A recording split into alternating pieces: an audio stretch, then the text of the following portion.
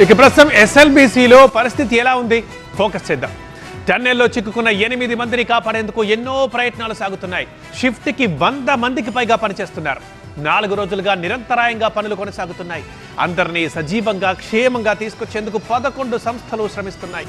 గంటలు గడుస్తున్న కొద్దీ టెన్షన్ పెరిగిపోతున్న నేపథ్యంలో వీలైనంత త్వరగా లోపలికి చేరుకునేందుకు యుద్ధ ప్రాతిపదికన పనులు జరుగుతున్నాయి.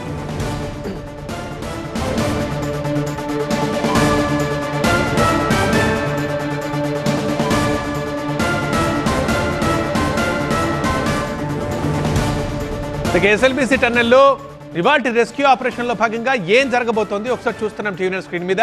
ఈరోజు 4 ముఖ్యమైన ఆపరేషన్లు ఉండబోతున్నాయి. నెంబర్ 1 కన్వేయర్ బెల్ట్ని పునరుద్ధరించే ప్రక్రియ. నెంబర్ 2 టీబీఎం విడిభాగాల్ని, ఆ టీబీఎం అడ్డుగా ఉంది, విడిభాగాలన్నీ చెల్లాచెదురుగా పడిపోయి అదే పెద్ద హార్డులు అయిపోయింది. సో ఆ విడిభాగాల్ని కట్ చేసి బయటకు తీయడం రెండో పని. అండ్ 3 నీటిని భారీ మోటార్లతో బయటకు పంపు చేయడం. ఇక 4వ పని బురదను డీసిల్టింగ్ చేస్తూ లోపలికి వెళ్లే ప్రయత్నాలు. ఈ 4 ఆపరేషన్లు ఇవాళ టార్గెట్గా పెట్టుకున్నారు రెస్క్యూ టీం. ఇక ప్రమాద స్థలికి కేవలం 15 మీటర్ల దూరంలోనే ఉన్నాయి రెస్క్యూ బృందాలు. కానీ ఆ 15 మీటర్ల వ్యాసార్థంలోనే టాస్క్ అంతా ఉంది. నీటిని బురదను తీసేస్తేనే టీబీఎం దగ్గరకు చేరుకునే పరిస్థితి ఉంది. ఇక రెస్క్యూ ఆపరేషన్లో NDRF, SDRF, Indian Army, Indian నేవీలు పాలు పంచుకుంటున్నాయి. Geological Survey of India, rat hole miners, L N T, Singareni, Hydra tunnel ఎక్స్పర్ట్స్తో పాటు మరికొన్ని కంపెనీలు తమ సేవల్ని అందిస్తున్నాయి. మొత్తం 11 ఏజెన్సీలు నిరంతరం కోఆర్డినేషన్ చేసుకుంటూ రెస్క్యూ ఆపరేషన్ కొనసాగిస్తున్నాయి. मुन्ना कुरैशी, ये है मशीन पे आप एक लाइट देख रहे हो, यहाँ से 150 से 200 मीटर के करीब दूरी है जहाँ लाइट देख रहे हो, और 200-250 मीटर की दूरी है. और हम यहाँ पर ये भंगार पड़ा है जितना, इसी भंगार के पहुँच गए जहाँ पे लैंडस्लाइड हुई है. हम बिल्कुल एग्जैक्ट बिल्कुल उसी मशीन के पास खड़े हैं. जो टनल जो मशीन है वो हो रही है, वो मशीन का క్రమంగా డెస్టినేషన్ ప్రాంతానికి చేరుకుంటున్నాయి రెస్క్యూ టీంలు. సవాళ్లను అధిగమించేందుకు మరి వారు తీసుకుంటున్న చర్యలు ఏంటి, అసలు అక్కడ ఏం జరుగుతోంది, ఎప్పటిలోగా ఆపరేషన్ పూర్తి కావచ్చు, మరింత సమాచారాన్ని టన్నెల్ దగ్గర నుంచి మా సీనియర్ కరెస్పాండెంట్ వాసు అందిస్తారు. వాసు, ఎస్ఎల్బీసీ టన్నల్ ప్రమాదంలో చిక్కుకున్న 8 మంది కోసం రెస్క్యూ ఆపరేషన్ కొనసాగుతుంది. 5వ రోజు ఈ ఆపరేషన్ కూడా కొనసాగుతున్న పరిస్థితి నెలకొంది. ప్రస్తుతం మనం ఎక్కడైతే ఈ టన్నల్ ఉందో ఆ టన్నల్ ప్రాంతంలో ఉన్నాం.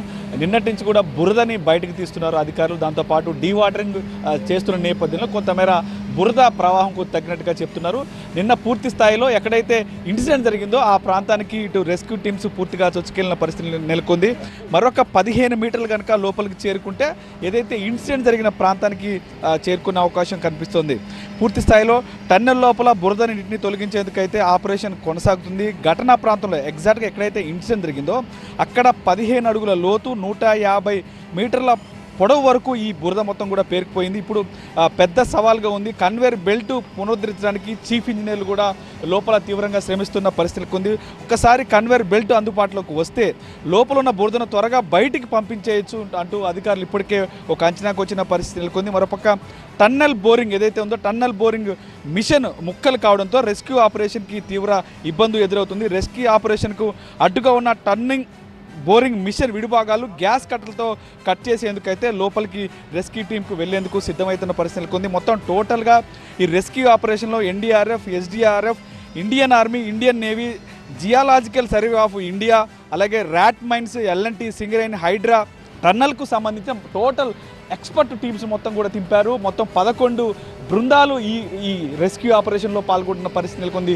2 సవాళ్ళు ఈరోజు ఉన్నాయి. ఏదైతే ఇటు టన్నల్కి సంబంధించి లోపల టన్నల్ బోరింగ్ విడిభాగాలను పూర్తిగా కట్ చేయాలి. కట్ చేసిన తర్వాత లోపలికి ఇంకా వెళ్ళే అవకాశం కనిపిస్తుంది. అక్కడ కార్మికులను గుర్తించే అవకాశం కనిపిస్తుంది. ప్రస్తుతం మీకు చూపిస్తున్నాను. ఈ గ్యాస్ కట్టర్లు మొత్తం కూడా సిద్ధం చేశారు అధికారులు. పూర్తి స్థాయిలో ఈ గ్యాస్ కట్టర్లు మరికొద్ది సేపట్లో లోపలికి తీసుకెళ్ళి అక్కడ ఎక్కడైతే విడిభాగాలు పడిన ప్రాంతంలో ఆ విడిభాగాలన్నింటినీ కూడా ఒక్కొక్కటిగా కట్ చేసుకుంటూ ముక్కలు చేసి బయటకు తీసుకురావాల్సిన పరిస్థితి నెలకొంది. ఈ నేపథ్యంలోనే ఇక్కడ అధికారులు కట్ చేసిన తర్వాత మళ్ళీ ఆ బురదని బయటకు పంపించేందుకు ఎక్కడైతే ఈ కన్వేర్ బెల్ట్ కనిపిస్తుందో ఈ కన్వేర్ బెల్ట్ని పూర్తిగా సిద్ధం చేయాలి. ఎందుకంటే దీనికి సంబంధించిన మిషన్ లోపల పూర్తి స్థాయిలో చెల్లా చెదురుగా పడిపోయింది ఈ మిషన్ కూడా. సో దాన్ని రీకన్స్ట్రక్షన్ చేస్తే ఒక్కసారిగా అక్కడ లోపల ఉన్న బురదని త్వరగా బయటికి తీసుకురావచ్చు అంటూ అధికారులు అంచనా వేసిన పరిస్థితి నెలకొంది.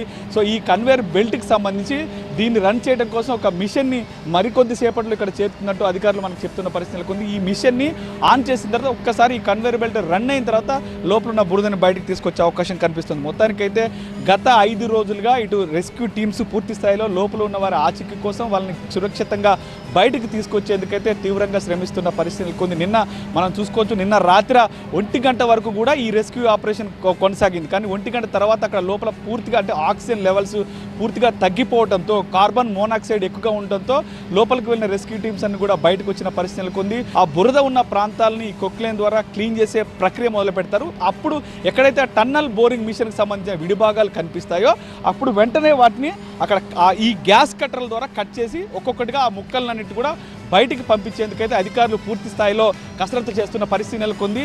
సో ఇప్పటికైతే రెస్క్యూ ఆపరేషన్ కొనసాగుతుంది. ఆ 8 మంది ఆచూకీ తెలియడం కోసం ఇంకొక 15 మీటర్లు కనుక లోపలికి వెళ్ళగలిగితే, 15 మీటర్లు కనుక రెస్క్యూ చేస్తే అక్కడి వరకు డెస్టినేషన్ పాయింట్కి చేరుకునే అవకాశం ఉందంటూ కూడా ఇటు రెస్క్యూ టీమ్స్ చెప్తున్న పరిస్థితి నెలకొంది. కెమెరా పర్సన్ వెంకటేష్తో వాసు, TV9 SLBC.